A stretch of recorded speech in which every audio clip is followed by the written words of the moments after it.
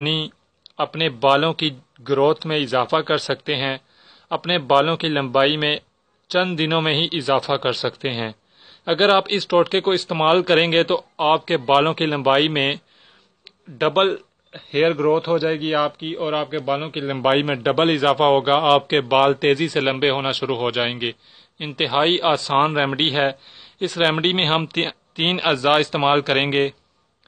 1 चम्मच हम शहद लेंगे, जैतून का तेल हम 1 चम्मच लेंगे, और नारियल का तेल हम 1 चम्मच लेंगे।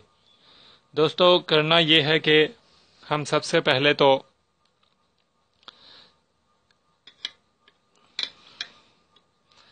1 चम्मच हम ऑलिव ऑयल ले लेते हैं, 1 टेबल स्पून ऑलिव ऑयल। ये देख सकते हैं आप, नारियल के तेल में हमने 1 चम्मच जो है ऑलिव ऑयल ऐड कर दिया। तो इसी में हम जो है 1 चम्मच शहद ऐड कर देते हैं।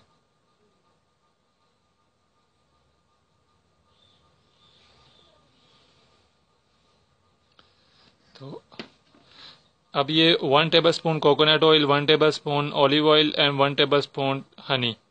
फ्रेंड्स, अब इन्हें हम एक एक चम्मच है ये तीनों, शहद, जैतून का तेल और नारियल का तेल, इन अभी में हम इन्हें अच्छे तरीके से मिक्स कर लेंगे।